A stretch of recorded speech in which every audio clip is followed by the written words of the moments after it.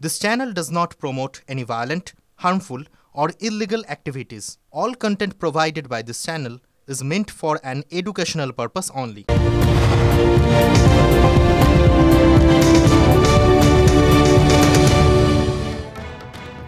নমস্কার, টিভি9 বাংলায় আরও একবার আপনাকে স্বাগত। আমি দীপ রয়েছি আপনার সঙ্গে। ঘড়িতে এখন সময় ঠিক সন্ধ্যে 7টা, তার মানে টিভি9 বাংলায় সময় এখন আপডেট বাংলার। আর আজ দিনের সবথেকে বড় খবর দিয়ে শুরু করবে এই আপডেট বাংলা।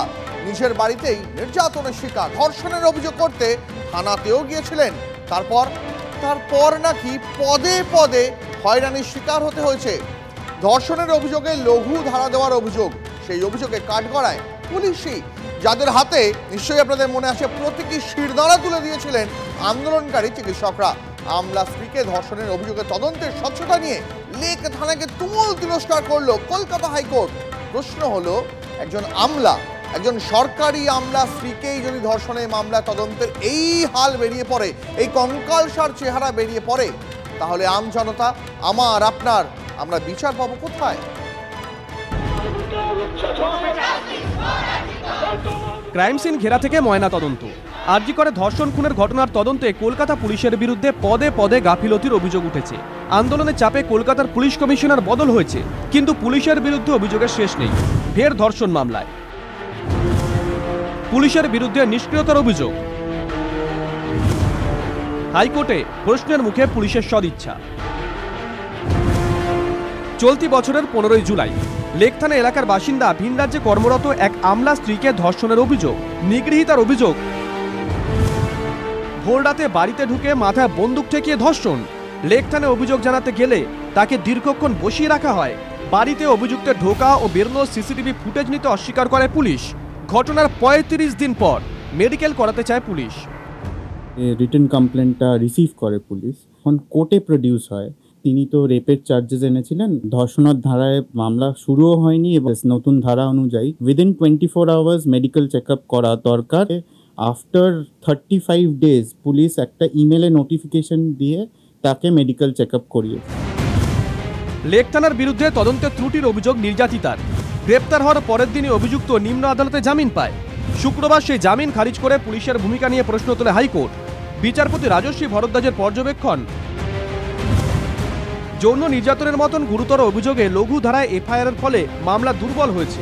সঠিক ধারায় এফআইআর দায়ের না হওয়ায় এবং অভিযোগপত্র বিকৃত হওয়ায় তদন্তের স্বচ্ছতা নিয়ে প্রশ্ন উঠছে।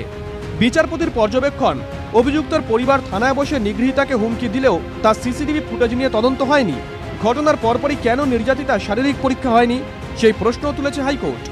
নির্যাতিতা নিজেই 164 স্টেটমেন্টে পুলিশের এগেনস্টেই কথা বলেছেন তাকে মেন্টালি হ্যারাস করা হয়েছে, ভার্বালি অ্যাবিউজ করা হয়েছে পুলিশের তরফ থেকে। আরজিকর কাণ্ডের আবহের মধ্যে পুলিশের বিরুদ্ধে বড়সড় অভিযোগ। যদিও কোর্টে রাজ্য জানায় লেক থানায় কোনো মহিলা অফিসার না থাকায় করেয়া থানা থেকে মহিলা আধিকারিকদের ডেকে পাঠানো হয়। তিনি নির্যাতিতার বয়ান ভিডিও রেকর্ড করেন। সেই সময় অভিযোগকারিনী অভিযুক্তের বিরুদ্ধে যৌন হেনস্থার অভিযোগ আনেননি। মেডিকেল রিপোর্টে ধর্ষণের অভিযোগের সপক্ষে প্রমাণ মেলেনি। নির্যাতিতা নিজে থেকে সরকারি হাসপাতালে গিয়ে যে মেডিকেল পরীক্ষা করান এবং যে রিপোর্ট পুলিশকে দেন, তাতে শরীরের বিভিন্ন অংশে আঘাতের উল্লেখ থাকলেও রক্তক্ষরণের প্রসঙ্গ ছিল না। যদিও রাজ্যের সওয়ালে চিড়ে ভেজেনি, উল্টে লেক থানার পুলিশের ভূমিকা নিয়ে প্রশ্ন তুলে হাইকোর্ট নির্দেশ দেয় লালবাজারে কর্মরত ডিসি পদমর্যাদার মহিলা আধিকারিককে ধর্ষণের মামলা হস্তান্তর, শৃঙ্খলা ভঙ্গের অভিযোগে লেক থানার ওসি, এসআই, সার্জেন্ট ও 3 মহিলা আধিকারিকের বিরুদ্ধে পদক্ষেপ করতে সিপিকে নির্দেশ হাইকোর্টে। কোর্ট পদক্ষেপের নির্দেশ দিয়েছে, কিন্তু প্রশ্ন হলো, আমলা স্ত্রী যদি পুলিশি নিষ্ক্রিয়তার শিকার হন, তাহলে আমজনতা কি আদৌ পুলিশের সাহায্য পাবে? বিশেষত অন্যায়ের বিরুদ্ধে দাঁড়াবে, সততার জন্য দাঁড়াবে, তাই না? তাহলে সেই পুলিশদেরই যদি কেনা হয়ে যায়, তাহলে তো দুর্ভাগ্যের জায়গা। মানে এটা যদি হয়ে থাকে কলকাতা শহরের বুকে, তাহলে তো Kolkata is no more safe. আর কবে এই দুর্নীতি পুলিশের আমাদের চোখের সামনে আসছে, সেটা আর কবে থামবে? একটা ইনফ্লুয়েন্সিয়াল লোকের যদি এই অবস্থা হয়, তাহলে সাধারণ মানুষ যারা রোজ ট্রামে বাসে ঝুলে ঝুলে বাড়ি যায়, তাদের এই রাজ্যে কি অবস্থা? এই যে সমাজ বিরোধীরা যা খুশি তাই করছে, আইএএস অফিসারের স্ত্রীকেও ছাড়ার ব্যাপার নেই।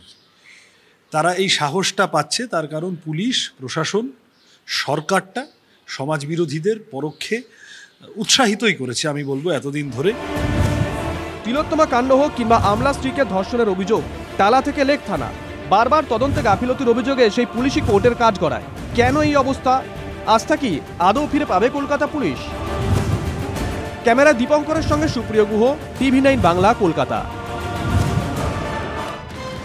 আরজিকর কাণ্ডের পর জুনিয়র চিকিৎসকরা যে 5 দফা দাবি নিয়ে রাস্তায় নেমেছিলেন, আন্দোলন চালাচ্ছিলেন, নিশ্চয়ই আপনাদের মনে আছে তার মধ্যে একটা ছিল হাসপাতালের স্বাস্থ্যকর্মীদের নিরাপত্তা। আচ্ছা, সেটা কি সোনার পাথরবাটি? না হলে সাগর দত্ত মেডিকেল কলেজ হাসপাতালে কি করে এমন তাণ্ডব ঘটল?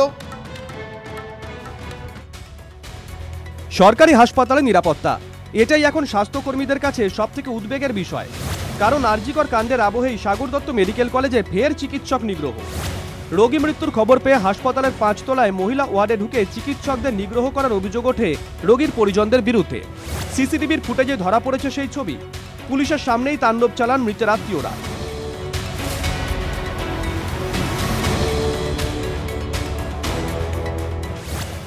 হামলার ঘটনার পর নিরাপত্তার দাবিতে কর্মবিরতিতে চলে যান জুনিয়র চিকিৎসক থেকে নার্সরা। 3 জুনিয়র চিকিৎসক, 2 জন নার্স, 1 জন স্বাস্থ্যকর্মী ও 1 পুলিশকর্মী আহত হয়েছেন। স্বাস্থ্যকর্মীদের তোলা ভিডিও বলে দিচ্ছে সাগর দত্ত হাসপাতালে মহিলা বিভাগের নিরাপত্তায় কতটা ফাঁকফোকর। কোথাও লক করা যায় না, এইখানে দরজা ভাঙা, পেছনে লক হয় না, পেছনে চলে আসছে, গেট নেই, লক হয় না জীবনে। এই যে ভাঙা একটা দরজা, ভাঙা একটা দরজা, এই হচ্ছে আমাদের হসপিটালের, এত বড় হসপিটালের চিত্র। কোথাও দরজা নেই, কোথাও লক নেই। চিকিৎসক, নার্স, স্বাস্থ্যকর্মীদের প্রশ্ন, কিভাবে 5 তলায় উঠে আসেন রোগীর পরিজনরা? কোথায় নিরাপত্তা রক্ষী? প্রশ্ন তুলছেন কর্তব্যরত নার্সরা। আমাদের অথরিটি বলছে সিকিউরিটি দিয়েছে, এত লোক উঠলো কি করে? আমাদের যখন মারছে পুলিশ দূরে দাঁড়িয়ে দাঁড়িয়ে দেখছে,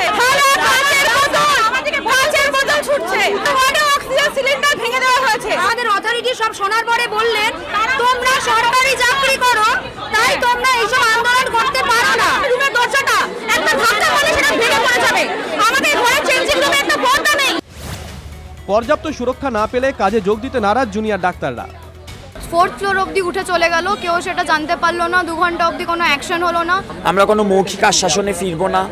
এবার আমরা দেখবো, বুঝবো যে সিকিউরিটি এসছে, তবে কিন্তু আমরা ফেরত যাব। হাসপাতালের নিরাপত্তায় যে ফাঁকফোকর রয়েছে তা স্বীকার করে নেন MSVPO। চেঞ্জিং রুম অপর্যাপ্ত আছে এটা বলতে পারেন। অ্যাপ্রুভাল আমরা পেয়েছি স্বাস্থ্য ভবন থেকে, কিন্তু তার কনস্ট্রাকশন ওয়ার্কটা রাতারাতি তো হয় না। অভিযোগ করছেন তাদের নিরাপত্তা নেই হাসপাতালের ভিতরে। অবশ্যই, দেখা হবে না, নিশ্চয়ই দেখা হবে, সেই জন্য তো চেষ্টা চলছে। আমরা এখান থেকে নিরাপত্তা বর্ধনের জন্য উচ্চতন কর্তৃপক্ষের কাছে আবেদন জানিয়েছি। হাসপাতালে পুলিশ ফাঁড়ি থাকলেও তার কার্যকারিতা নিয়ে প্রশ্ন তুলছেন আন্দোলনকারী ডাক্তাররা। আন্দোলনকারীদের প্রশ্ন, তিলোত্তমা কাণ্ডের পরও কেন এই পরিস্থিতির মুখোমুখি হতে হচ্ছে? হাসপাতালে নিরাপত্তা রক্ষীরাই বা কোথায় ছিল? সব হাসপাতালে কি কেন্দ্রীয় বাহিনী মোতায়েন করতে হবে? সুপ্রিম কোর্ট বারে রাজ্য সরকারকে বলেছিল যে নিরাপত্তা বিল্ড আপ করতে, সেই নিরাপত্তার কি নজির দেখাতে পারলো সাগর দত্ত হসপিটালে? গতকালের ঘটনা কি আবার সেই তিলোত্তমার ঘটনার কথা মনে করিয়ে দিল? সাগর দত্ত থেকে বিশ্বজিতের সঙ্গে অনন্ত চট্টোপাধ্যায়, TV9 বাংলা।